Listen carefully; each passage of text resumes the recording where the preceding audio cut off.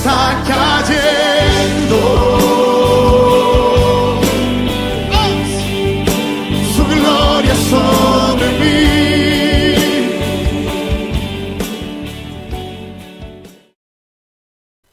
Tema del 2018, caminando en el propósito de Dios. Entramos al quinto mes, creo que los 4 meses lo hemos logrado, ver el propósito del Señor en nuestras vidas. En el tema del mes vamos a ver los vosotros sois, porque Cristo utilizó mucho el vosotros sois. Y hoy quiero ver un tema que a mí me llama mucho la atención, y es que el Señor dice que nosotros somos sal de la tierra. Pero en la imagen ustedes la ven en interrogación, porque Cristo lo aseguró. Ahora nosotros tenemos que examinar si somos o no somos. Y lo primero que tenemos que entender es el uso que se le ha dado a la sal durante todo el tiempo. Antiguamente, el valor que tenía la sal era un valor fundamental. Hoy en día vemos que la sal es sazón, que siempre está encima de la mesa, pero eso es hoy en día. En el tiempo de Jesús y mucho antes, oiga, la sal tenía más de 14,000 usos. Y si nosotros viéramos a lo largo de la historia, la sal ha sido utilizada para casi todo, desde derretir el hielo hasta relajar los músculos. Hoy en día tenemos la ventaja que si quieres relajar los músculos, tiene una pomadita. Pero en los tiempos antiguos, la pomada era echarle sal. Hoy en día si a uno se le riega la sal, ¡ay! Me va a ir mal todo el año. No, la sal la echaban para todo. Esos son agüeros que la gente tiene. Pero los antiguos se dieron cuenta que la vida no podía existir sin sal. Hoy en día si se acaba la sal en la casa, pues vamos y compramos. En ese tiempo no, era parte de su vida. La sal llegó a convertirse en moneda, y si nosotros leemos la historia, la sal provocó guerras. Y si no, cuando nosotros hablamos de sal, en la antigüedad el uso que se le daba era preservador. Y por eso la sal es lo contrario de la levadura. La levadura corrompe la masa. La sal preserva los alimentos. Cabe recordar que antes no disponían de refrigeradores eléctricos. Hoy en día compra uno la carne y entonces la mete al refrigerador. Antes el refrigerador era echarle sal y dele sal. Si nosotros pudiéramos ir al tiempo antiguo y diríamos, ¡uy! Dañaron esa carne, mire, le echaron sal, eso le va a ir mal a esa pobre carne. Bueno, así somos nosotros. Por eso la sal, en el proceso normal y bíblico, se usa para detener el proceso de descomposición. Eso quiere decir que cuando Cristo dijo que vosotros sois sal de la tierra, pues si nosotros lo entendemos un poquito más profundo, ¿qué era lo que quería decir Cristo? Que vosotros sois los que detienen ¿qué? La descomposición. Mire hasta dónde va. Tú y yo somos llamados a detener la descomposición. Y si tú miras al lado, si tú miras por las ventanas, vas a ver mucha descomposición. Hoy en día los llamamos desechables, callejeros, ñeros, pero ellos son también criatura de Dios. Y a veces los llamamos ñeros y somos más ñeros nosotros. Pero no vamos a entrar en ese tema, ¿no? Si tú pasas por Levítico 2:13 o número 18:19, verán el uso de la sal en Levítico y en Números. Otro uso que se menciona en la Biblia era que la sal era sanadora. Le pasaba algo al paciente, tome sal. Se cortaba, échele sal. ¿Sí ven? En la antigüedad la sal era diferente. Por eso si nosotros pasamos por ahí por Segunda de Reyes 2, 19, 22, yo les estoy leyendo las citas bíblicas para que ustedes las consulten en la casa, de tarea. De tal manera que cuando le dice a la iglesia, ustedes son la sal de la tierra, está diciendo que todos nosotros, cada uno donde estemos, detenemos, óigase bien, el proceso de descomposición de la humanidad. ¿Cuándo? Cuando estamos separados para Cristo. Porque o si no, se nos aplicaría a nosotros lo que sigue en ese versículo. Por eso, tú y yo, cuando estamos en medio de nuestra sociedad, traemos sanidad, traemos salvación. Pero no podemos olvidar que también, tristemente, tú siendo la sal, puedes entrar en proceso de descomposición. Y entonces dice el mismo versículo que uno de los síntomas que da la sal cuando comienza a corromperse es que pierde su sabor, pierde su esencia.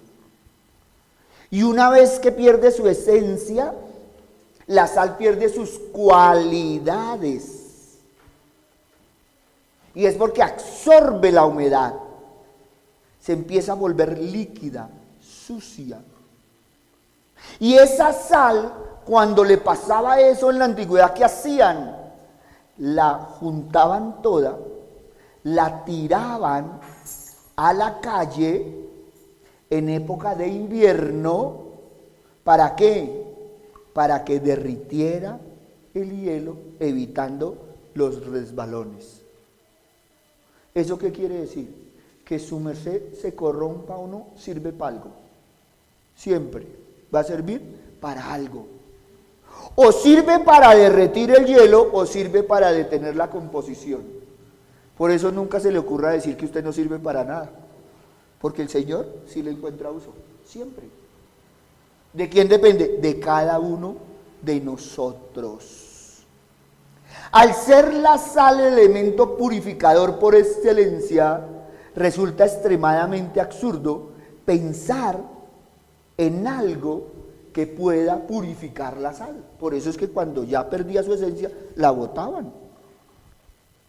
Ahora, tampoco podemos olvidar que cuando a ustedes les hablan de salario, ¿eso qué significa? En la antigüedad significaba la cantidad de sal que le entregaban en pago. O sea que cuando a ustedes le entregan la monis, le están entregando una cantidad de sal. Lo están purificando para que usted pueda responder por todo. Tenemos que aprender a cambiar el concepto que tiene la pobre sal.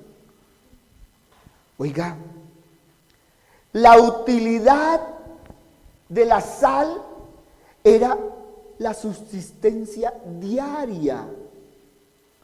Por eso la sal era de gran valor.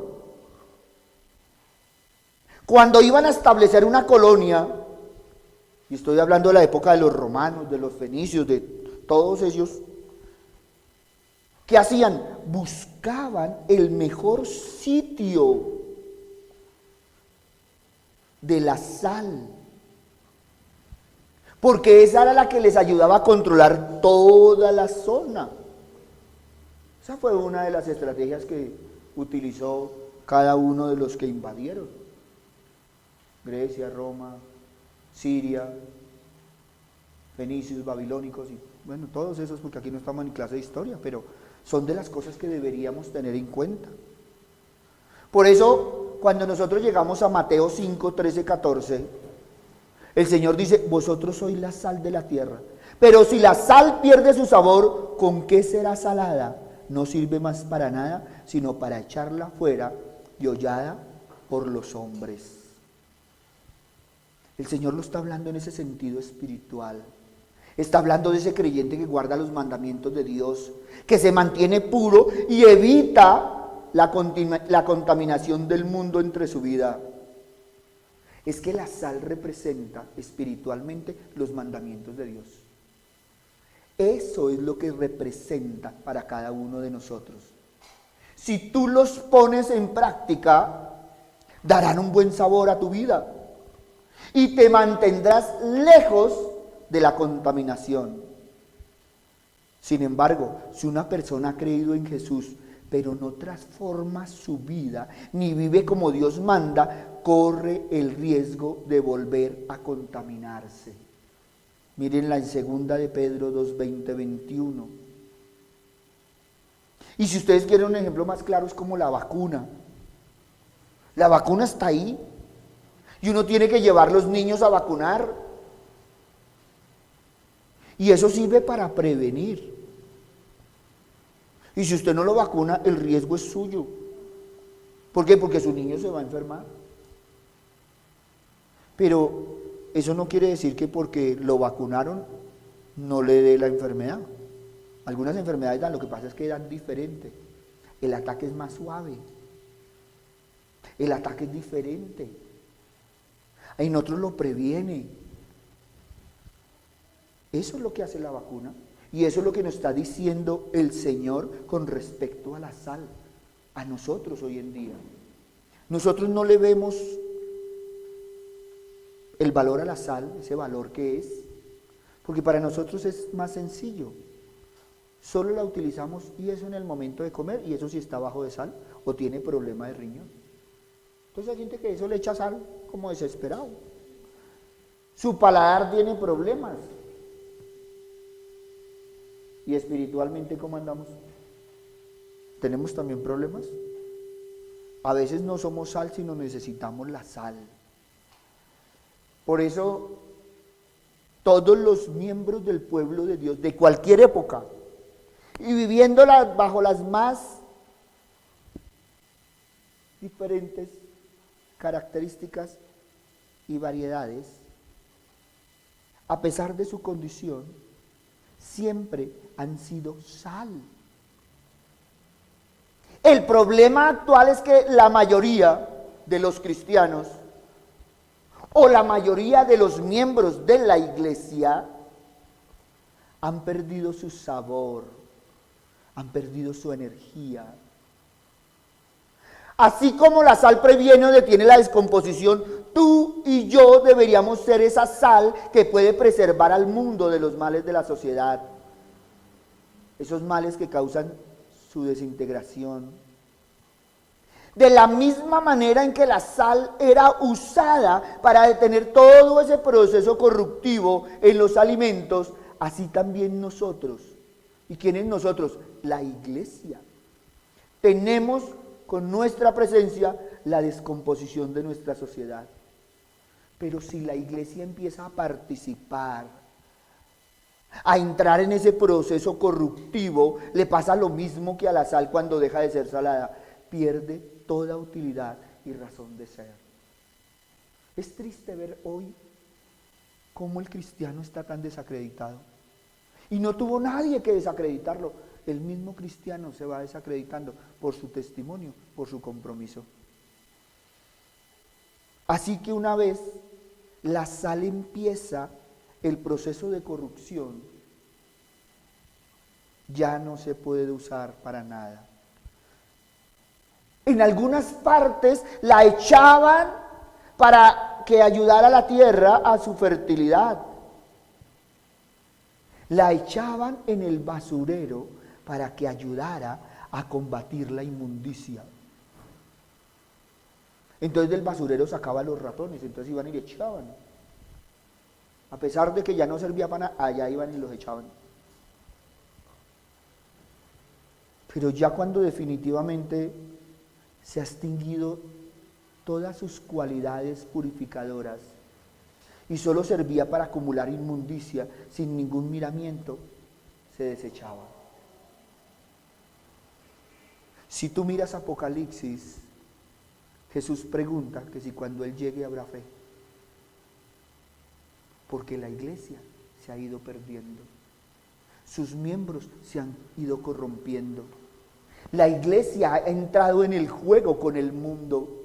Hoy en día no se ve la diferencia entre unos y otros.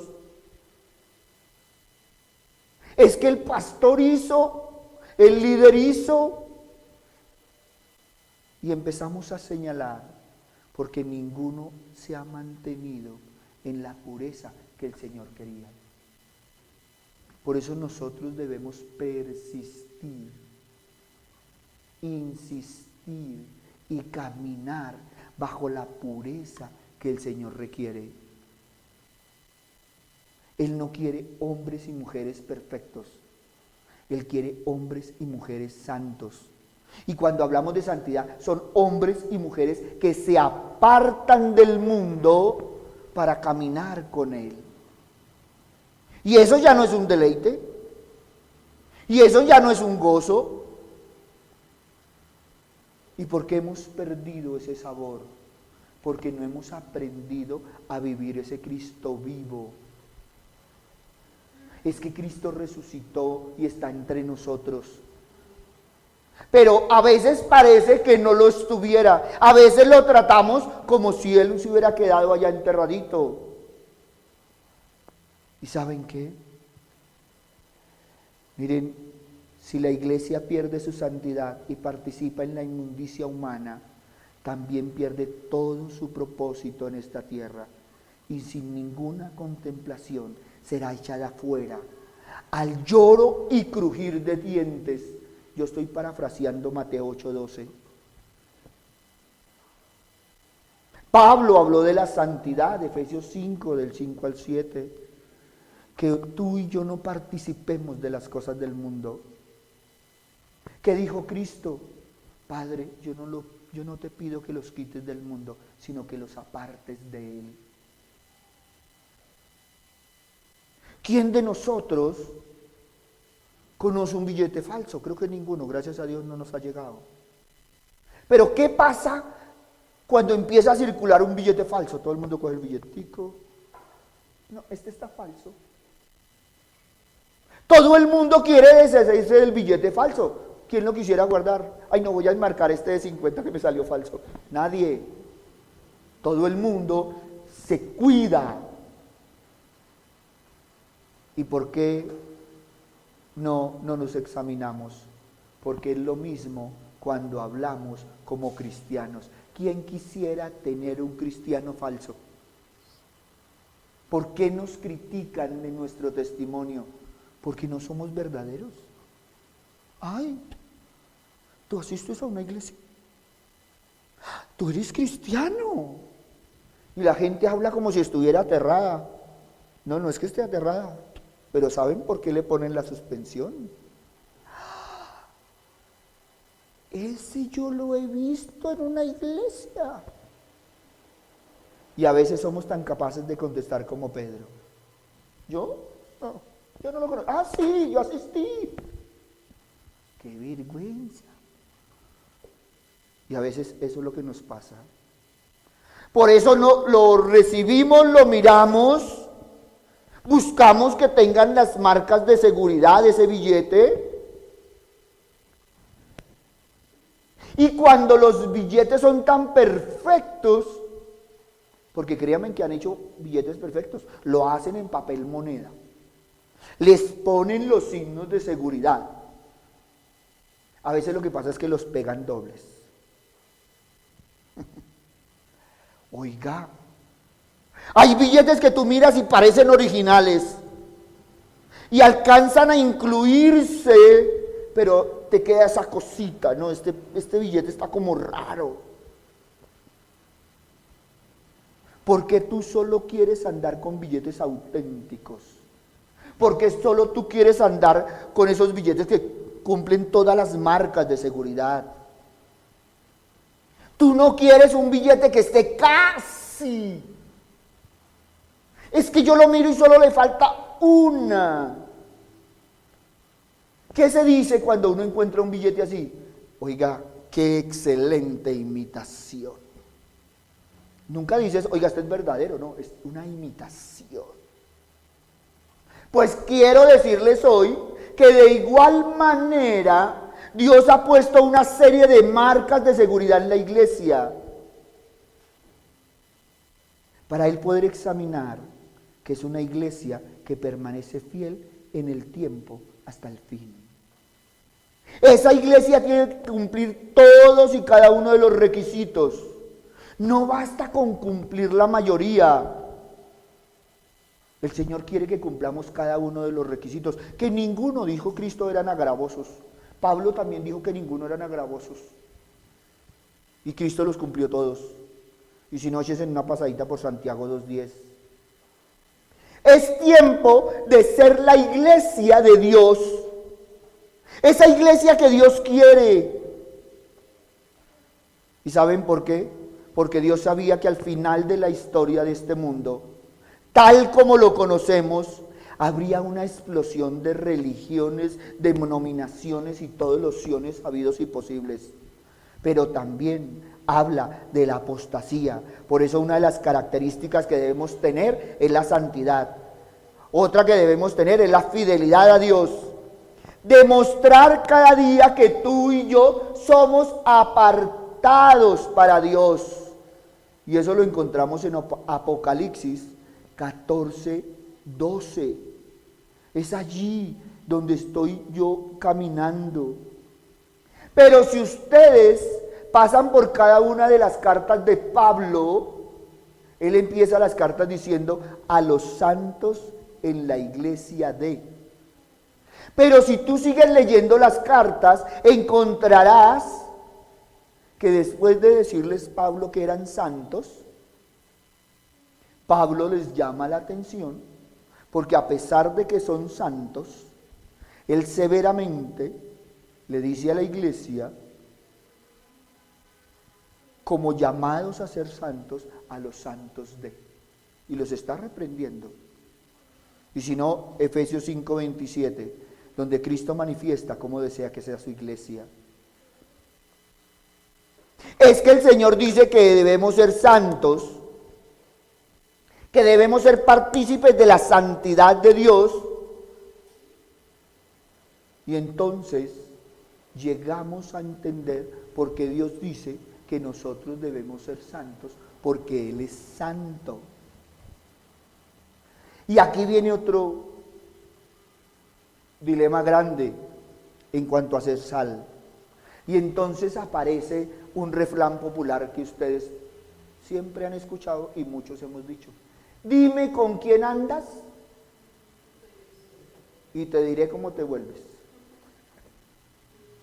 Si no, porque si, ¿quién eres? No, yo soy cristiano. ¿Cómo te vuelves? Ah, bueno, ese es otro cuento. Si tú andas con Dios todos los días, ¿cómo te vas a volver? Como Dios. Pero si tú andas todos los días en el mundo, vas a volver del mundo. Por eso Pablo ratifica que debemos leer su palabra, andar con Cristo cada día, debemos conocerlo en el Nuevo Testamento, debemos conocer a Dios en el Antiguo Testamento, para que cada día tú y yo nos parezcamos a Dios. Es ahí donde tenemos que estar. Es por la contemplación, es que lo contemplamos en la palabra, en la oración. Oiga, porque si tú empiezas a contemplar a Cristo, vas a ser transformado. Pero ¿cuál es el problema actual? ¿Cuál es la contemplación que tenemos? Estamos contemplando la imagen del vecino, de la estrella de cine, del cantante de rock, del mejor jugador. Esa es la contemplación que hoy en día están teniendo. Y entonces apareció con un jean roto y todos rompieron el jean, se les volvió viejos. Apareció de una pinta de camiseta y todos quieren tener la camiseta.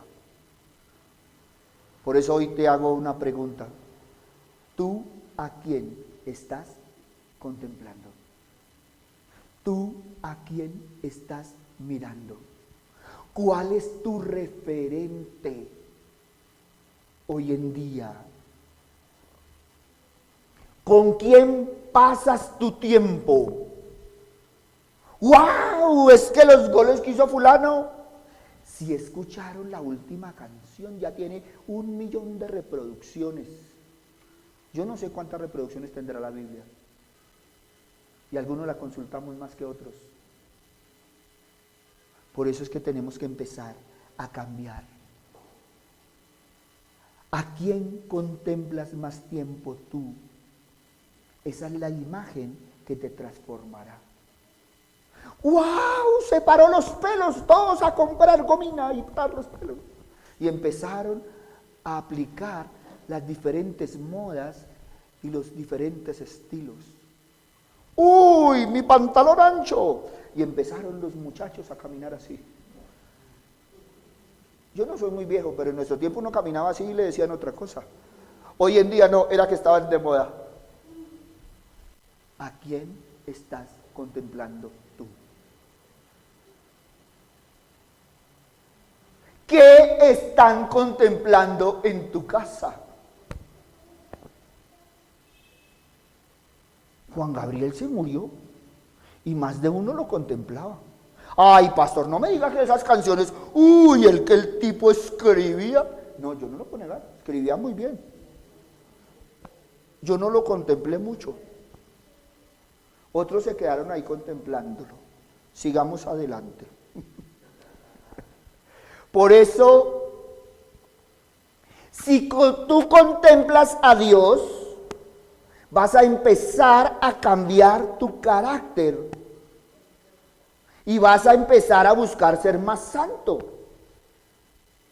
No olvides cómo debes vivir diariamente. Primera de Pedro 1:15 te lo dice. Y cuando tú empiezas a contemplar a Dios, se va a empezar a ver en los hechos. Entonces el resultado va a ser diferente. Tú vas a ir demostrando el amor, no con palabrería, sino vas a empezar a vivir el amor. Si amo a Dios, si yo digo que tengo fe en Dios, eso se debe reflejar en mi conducta diaria, en mi caminar diario. Es que no es levantarme y decirle, Señor, voy a estar en testimonio. Señor, salgo en testimonio, me subo al Transmilenio en testimonio. Ay, Señor, la embarré en mi testimonio. No, eso no es. Es que tú lo hagas naturalmente porque es algo parte de tu vida. Es algo que te sale naturalmente. Ay, perdón, es que yo soy cristiano y le prometí a Dios. No, eso usted no tiene que publicarlo. Vívalo, séalo, siéntalo, camínalo. Al comienzo va a ser duro, no te voy a decir que es fácil, pero poco a poco se vuelve parte de tu vivir. Poco a poco se vuelve parte de tu quehacer diario. No estamos hablando de ser la iglesia perfecta en cuanto al comportamiento. Estamos hablando de una iglesia con creyentes sinceros con el Señor. Es esa iglesia que no es conformista, que busca cada día la experiencia de vivir con Cristo en el corazón. Es decir, que busca cada día que Cristo sea su guía en su caminar y que sus valores se formen en ti. Son creyentes pacientes. Y cuando hablamos de paciencia no es de sentarse a esperar. Estoy hablando de la firmeza, perseverancia, poder de resistencia que nunca olvida que tú fuiste redimido, que fuiste comprado a precio de sangre. Es que su merced, lamento informarle que es que su merced no salió barato. Es que salió carísimo. Yo no sé cuánto vale la sangre de Cristo, es más, no la podríamos tasar. En eso fuiste comprado. Pero a veces como cristianos se nos olvida ese valor y tratamos la sangre de Cristo como si no tuviera valor alguno. Gracias a Dios eso se ocurre de allá afuera. Aquí no, aquí somos diferentes. Somos creyentes en el Señor que caminamos pacientemente porque queremos cada día que se cumpla en nosotros esa famosa frase que a veces utilizamos: Cristo vive en mí. Ya no vivo yo. Cristo vive en mí, y lo que ahora vivo, no lo vivo en la carne, sino en la fe del Hijo de Dios. Pero yo les decía esta mañana, y vuelvo y lo repito, mucho cuidado con ese versículo, porque a veces lo decimos mucho, pero lo que estamos viviendo a veces ni siquiera es cerquita. Y si usted está afirmando que como está viviendo, eso es lo que vive en el Espíritu, estás pobre de espíritu. Debemos ser fortalecidos en el Señor. Por eso cuando Jesús afirmó que somos sal, nos estaba dando una responsabilidad enorme a ti y a mí. Tú eres la persona que donde estás detienes la corrupción. ¿Aquí hay empleados públicos? Ninguno, gracias a Dios. Entonces podemos seguir adelante. ¿Saben por qué? Porque lo más difícil es detener la descomposición social. ¿Y saben por qué? Porque muchas veces, y lo digo con dolor, porque también he sido partícipe de ello, como iglesia nos quedamos callados en todo lo que sucede. A veces somos tan cómodos que otros hablen. Es más, cuando uno encuentra en el Instagram, en el Face y en todas las redes sociales, uno le pone una manito de me gusta. Ay, si vio que yo le puse allá me gusta. No, eso no es opinión ninguna. Pero la iglesia ha sido partícipe de todo lo que se está viviendo actualmente. Y el Señor quiere una iglesia diferente. Con que tú cambies, cambia una familia. Y donde tú hagas el trabajo, puedes cambiar un barrio. Y donde empiece a cambiar la gente, cambia la sociedad. Me quedé aterrado de un programa que dieron ayer, una fundación. Empezó a cambiar los niños de la Comuna 13. Están haciendo un trabajo espectacular. Tuvo que venir un holandés a hacer el trabajo, pero qué carambas. Bendito sea Dios por el holandés, que por lo menos tuvo la idea, los puso a hacer ejercicio. Y uno ve esos locos corriendo, trotando y saltando por todo Medellín. Y el primer día les queda grande, pero hoy en día un poco de locos saltando. ¡Qué delicia! Van para el colegio saltando, van para la universidad saltando, van para todo el lado saltando. Y es un programa hermoso, porque los están sacando de la calle, los ponen a brincar, genial. Y les van enseñando, y les van dando doctrina, genial. Y hay excelentes programas, donde nosotros cogiéramos una sola persona a enseñarle, ¿cómo sería de diferente? ¿Sabe qué nos ha faltado a nosotros? El dolor por los perdidos. ¿Y saben por qué? Porque a veces como iglesia estamos más perdidos que los de afuera. Por eso tenemos que aprender para qué es la sal. Y si tú tienes que meter tu corazón en sal, hazlo, para que lo ablande, para que no lo deje corromper. Porque con un corazón blandito uno le va a doler. Créame. A veces no hay, y lo digo con todo amor, pero a veces no hay que mirar tan lejos. A veces un primo en primer grado, segundo grado, tercer grado o nunca se graduó, está mal. Y uno no lo voltea a mirar ni siquiera. Tú y yo somos la sal del mundo, o el mundo es nuestra sal. Tú y yo estamos caminando en los principios del Señor como esa sal incorruptible. No olvidemos que el mundo se metió a la iglesia y le ha hecho el daño más grande. Hoy en día el Espíritu Santo tiene oficina y horario de trabajo. Hoy en día entonces el lunes hace milagros, el martes hace sanación, como si nosotros tuviéramos la autoridad. Hoy en día el Espíritu Santo está allá o allá, Pastor, yo no voy a su iglesia porque es que en su iglesia no está el Espíritu Santo. Qué tristeza. Porque si tú no lo has buscado interiormente, no lo vas a encontrar en ningún lado. ¿Y si ven cómo se van metiendo sutilmente? ¿Por qué los cristianos no tenemos canal de televisión? Porque no hemos sido esperanza, sino crítica. Si usted quiere un programa de televisión cristiano, mírelo para las 12:30 de la noche.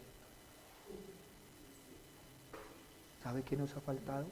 Ocupar los lugares celestiales. Pero para eso debemos tener la altura que Cristo requiere de nosotros. Ya es tiempo de evaluarnos. Es tiempo de empezar a hacer esa sal que Jesús dijo.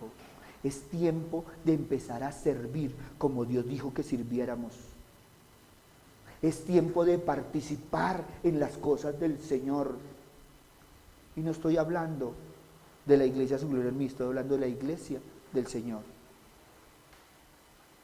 Qué rico si nosotros nos podemos unir y hacer una campaña. Genial. Ay, una campaña. Sábado por la mañana. Ay, no. Estoy tan ocupado. Es que yo madrugo a la 1 de la tarde. ¿Sí ven? A veces por eso nosotros no nos invitan. La primera vez lo invitan a uno, la segunda vez ya, la tercera se cansa. Porque a veces nosotros no queremos participar. Que todo el que quiera, entonces uno manda un WhatsAppcito. Hoy que tiene uno la facilidad de tantas cosas. Manda un mensaje de apoyo. Pastor, ore por fulano de tal que necesita. Ore usted, que a usted es el que le están pidiendo oración. Yo le acompaño también. Pero a veces somos tan cómodos. A veces nos ha faltado ese compromiso. No es compromiso con el pastor, no es compromiso con la congregación, es compromiso con la iglesia del Señor. Por eso hoy la pregunta que quiero dejarles es: ¿vosotros sois la sal del mundo? Esta calle